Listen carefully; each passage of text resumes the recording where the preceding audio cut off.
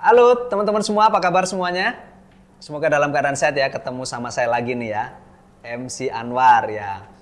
Kali ini kita kedatangan tamu spesial, sosok milenial yang terkenal gitu ya. Terkenal tapi di lingkungannya sendiri gitu ya. Tapi hari ini kita akan mengenal lebih dekat tentang sosok milenial yang sangat terkenal ini ya. Pingin tahu ya, kita ajak dulu berkenalan ya. Halo. Halo, Mas Anwar. Apa kabar, Mas? Alhamdulillah sehat. Alhamdulillah. Ya, Gimana, pemirsa di channel saya ini pingin kenalan dulu nih sama Mas Akil gitu ya. Mungkin diceritakan dulu nih nama lengkap, boleh juga Instagramnya apa, ya kan? Barangkali kepo-kepo nih ya kan, gitu ya. Terus kemudian kalau memang lagi kuliah atau lagi punya cita-cita boleh disampaikan. Silakan. Baik, perkenalkan teman-teman semua, aku Muhammad Akil Fahriza, biasa dipanggil Akil. Saat ini sedang aktif berkuliah menjadi mahasiswa semester 6 di Universitas Diponegoro di jurusan administrasi bisnis gitu, Pak, kurang lebih. Keren. Nah, ini sekarang kan lagi di Jakarta nih. Iya. Nah, tinggal di mana nih sekarang nih? Saya itu domisili di Depok, Pak. Oh, Depok. Iya. Terus dari Depok ini ketika berangkat ke mana? Ke Semarang gimana ceritanya kok bisa pilih yang di sana gitu, nggak kepilih yang di deket-deket Jakarta atau gimana gitu? Iya, ini sering banget ditanyain juga sih ya teman-teman ya, Mas ya. Penasaran. Iya, jadi memang kebetulan cita-cita itu dulu di suatu PTN yang ada stasiunnya nih, Pak. Mungkin teman-teman udah bisa tahu clue-nya apa gitu. Tapi mungkin kurang beruntung gitu, sehingga mencari peruntungan di daerah lain. Akhirnya alhamdulillah diterimalah di Semarang gitu, Pak, kurang lebih. Oke. Nah, boleh tahu nggak ini, Akil? Masih single ya? Iya. Masih single ya. Ya, jangan lupa follow tadi Instagramnya udah disebut kan? Belum dong. Belum. Instagramnya tapi apa? Single atau enggak ya udahlah itu ya. Iya. Instagramnya boleh di akil.fahriza gitu. Oke, siap ya. Jadi buat nanti yang ingin mengenal lebih dekat ya, kegiatannya beliau apa saja nanti jangan lupa follow ya. Boleh. Nah, gini Akil, supaya pemirsa ini lebih kenal lebih dekat nih. Nah, dengan ke single berarti tinggal sama orang tua nih. Iya. Ya, boleh diceritakan nggak sekilas profesi orang tuanya Akil? Oh boleh. Jadi background orang tua itu ibu di BUMN perbankan gitu. Kemudian ayah juga sedang aktif di BUMN farmasi juga gitu, Mas, kurang lebih. Jadi memang untuk background sih orang tua karyawan gitu. Nah, ngelihat background orang tua nih ya, sama-sama mengabdi buat Merah Putih dalam hal ini BUMN. Nah, tentu ada dong cita-cita dari Akil nih. Apa nih cita-citanya Akil? Kalau cita-cita saya nih, Mas, secara idealis itu saat ini masih pengusaha. Wow, pengusaha, iya, entrepreneurship. Betul. Apa nih usahanya? Apa? Usaha saya apa ya? Saya seneng banget sama F&B gitu ya, Pak. Saya selalu dibuat tertarik oleh bisnis F&B gitu.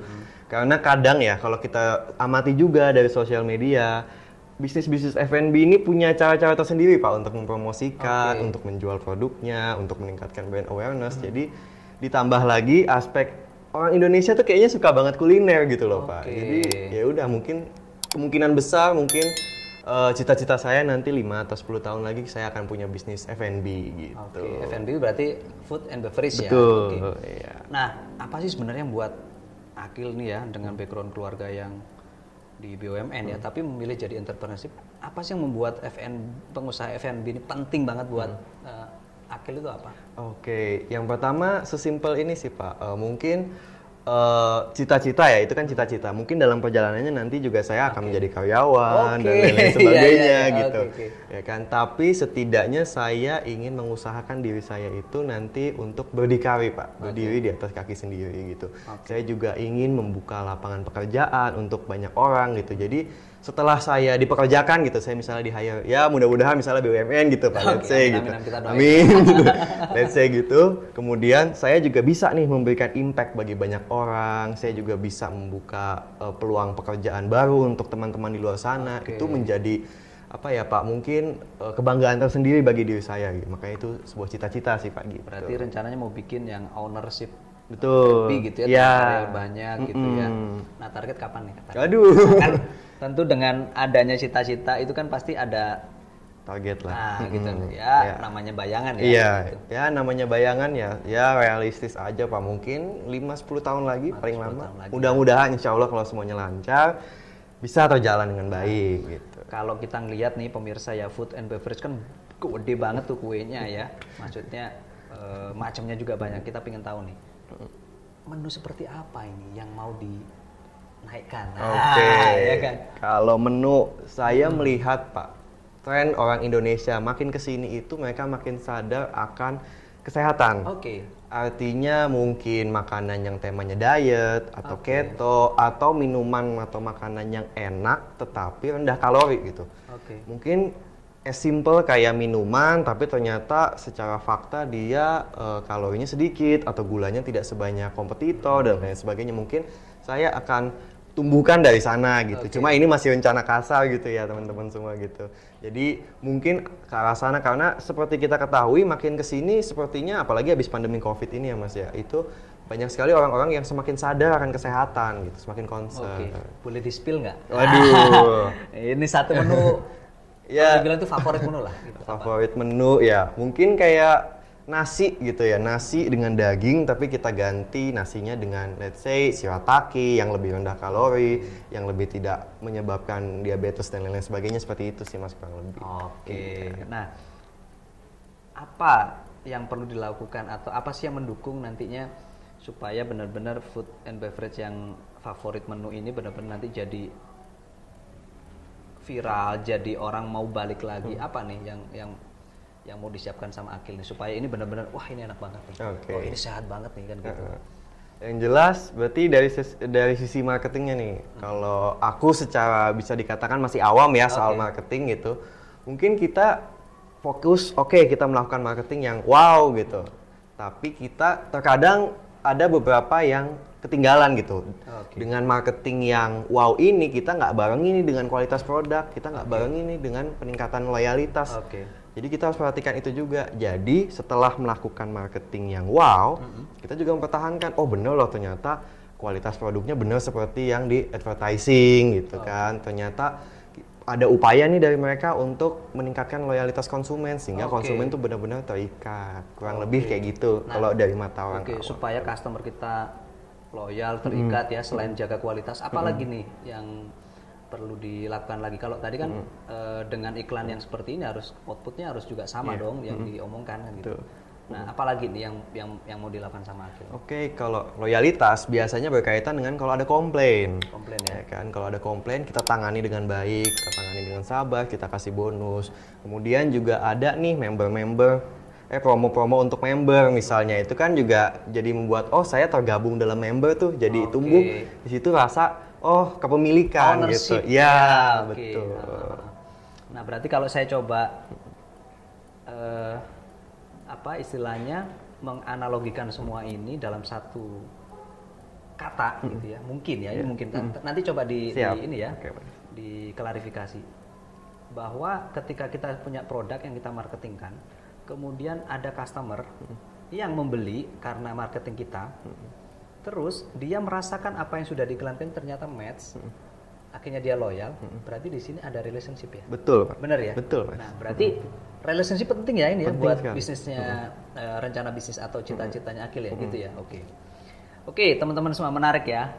Ternyata kita bisa dapat insight nih dari milenial yang terkenal gitu ya. Nah, tadi ngomongin cita-cita nih. Nah, coba kita sekarang bertanya ya kan dari sisi pribadinya dulu. Apa nih? Waduh. Iya kan tadi. Kira-kira apa nih?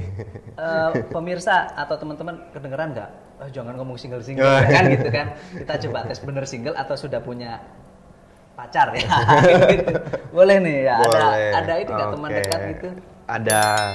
Wah, kecewa ya. Enggak lah, enggak ya. Ayo. Ini teman dekat nih orang mana nih? Teman dekat ini bisa dikatakan sedomisili nih, Mas. Oh, iya, sedomisili. jadi di Depok. Depok juga? Iya. Oke. Nah, terus dengan Akil tadi kan bilang kuliahnya di Undip ya, Semarang. Betul. Kemudian ini sang teman dekat ini di Depok gitu ya. Nah, bagaimana melakukan komunikasi atau apapun ini supaya tetap bisa terinformasikan gitu. Iya. Apalagi misalnya dengan kata-kata anak sekarang tuh mungkin LDR gitu ya Pak.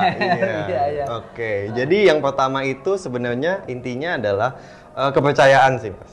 Dengan adanya kepercayaan, saling percaya, maka satu sama lain akan sama-sama tenang gitu kan, tidak berpikir yang aneh-aneh dan lain sebagainya. Yang kedua kuncinya adalah sebenarnya komunikasi sih Mas.